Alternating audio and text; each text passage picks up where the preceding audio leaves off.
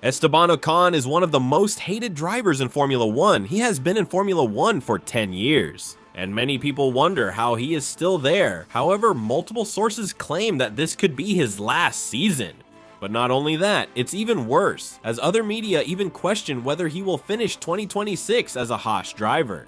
Because his problems aren't just his attitude and the beating he's taking from his teammate, there are also multiple drivers waiting to take his seat. First Horner, then Piastri, and now Ocon. The silly season has officially begun. So stay until the end to find out the reasons why Esteban Ocon could lose his seat before the end of 2026. Who could replace him, and how likely is it that this could happen? The Brazilian journalist Julian Terrasoli was quoted as saying that the Haas team principal, Ayao Komatsu, didn't like Esteban. Ocon, who had heard that he might not finish the entire season and that the situation at Haas was not good at all. And as expected, most media outlets picked up the news and blew it out of proportion, because of course it's a great headline. The start of the silly season, along with the fact that, as I mentioned, Ocon is one of the most hated drivers on the grid, but then Terrasoli came out to clarify. He said that the conversation wasn't about Ocon being taken out mid-season, but about Rafael Câmara and his path toward a possible Haas seat for 2027. However, for Câmara to move up to the team, someone has to leave, so even if the rumors don't directly involve Ocon, it's understood that he would be the one replaced by the young Brazilian driver. This is for three main reasons: the beating he's taking from Oliver Bergman, his lack of charisma, and the fact that his contract ends at the end of this year. So let's talk about that. To understand what's coming, it's necessary to understand how Haas works. When Haas entered in 2016, it did so with a very close relationship with Ferrari. They bought the gearbox, the rear suspension, and everything that the regulations allowed them to buy from the Maranello team, and it worked. After just 2 seasons, in 2018, the team finished 5th in the Constructors' Championship, but unfortunately, that didn't last. The regulation changes meant that Ferrari customer model was no longer enough. That's why Haas had to start manufacturing their own parts. So in 2019, the problems began, which then got worse until 2021, the year they hit rock bottom. But a few years later, Komatsu became the team principal, and then Toyota arrived. Suddenly, the smallest team on the grid became a political crossroads. Ferrari on one side, Toyota on the other, and Haas caught in the middle. The same team that had been mocked by the entire paddock was now backed by 2 major manufacturers. The problem is that what Ferrari and Toyota want doesn't always align. However, both of their plans have one thing in common: neither includes Esteban Ocon. So let's get into the details. But first, if you're enjoying this video and want more like it, subscribe. We're getting close to reaching 100,000, and looking at this statistic, I think we can make it, so subscribe. Thank you. Let's start with Ferrari. With Sauber becoming Audi, Haas is the closest thing to a B team that the Italian team has. And Oliver Bergman is the best driver from the academy that Ferrari has placed in the American team. Not only has he had great performances and is seen as the future of the Maranello team, but this season he's outperforming a teammate as experienced as Esteban Ocon.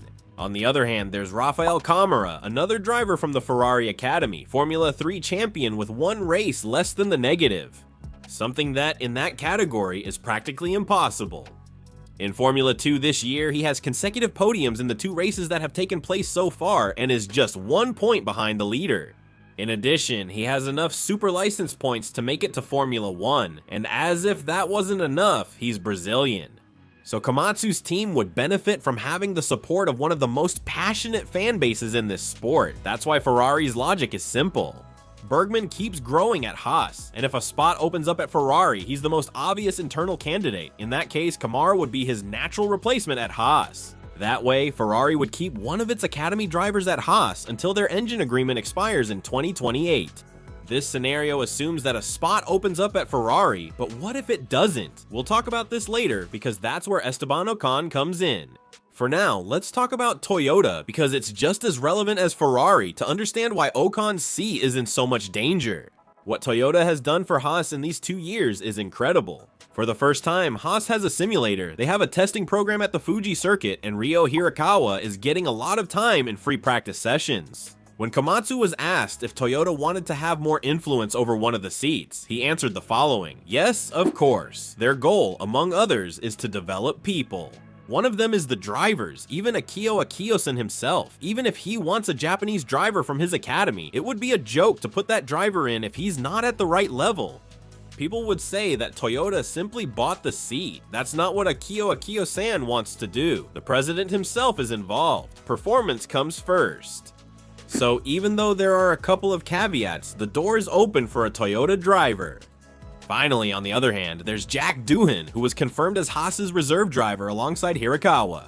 The Australian, unlike Ocon, is someone who comes with strong financial backing and has a story to tell that fans of the sport can relate to.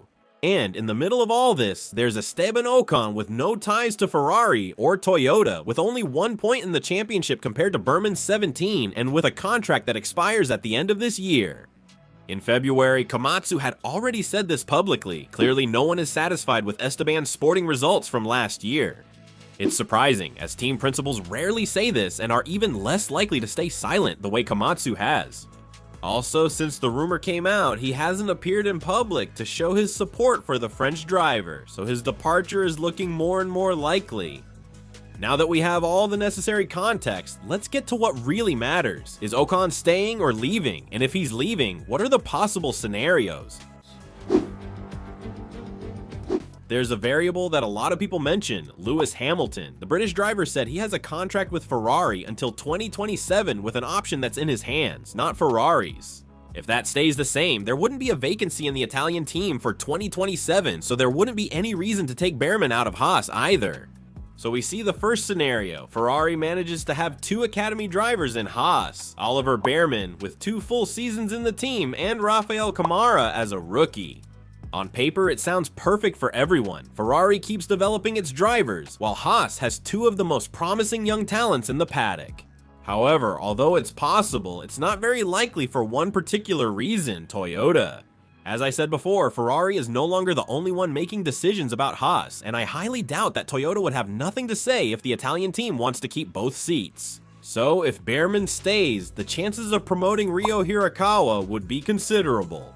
On the other hand, besides the political influence that Ferrari and Toyota have, there's another factor: money. Starting this year, Jack Doohan is Haas's reserve driver, and this is where the most likely scenario emerges, with Ocon losing his seat in mid-2026. The Australian, who lost his seat halfway through last season to Franco Colapinto, could do exactly the same to the Frenchman, especially because Haas could end Doohan's contract next year after receiving the necessary funding, and then promote Câmara or Ira Irakawa. Also, Doohan would have a second chance to prove what he's made of, and who knows, maybe he could even convince the team to renew his contract. Now, regardless of political decisions and funding, the standings after 4 races are as follows: Oliver Bearman 17 points and Esteban Ocon only 1. The only thing that could save him would be to achieve the team's first podium in history. We've already seen him achieve exceptional results that no one else has: the victory in Hungary 2021 and the podium in Brazil 2024. But honestly, I don't see it happening, so I think the Frenchman's fate is sealed. On the other hand, at the beginning of the video, I mentioned that Esteban Ocon is one of the most hated drivers on the grid, so if you want to find out the moments that made everyone hate him, watch this video, and of course, subscribe. See you next time.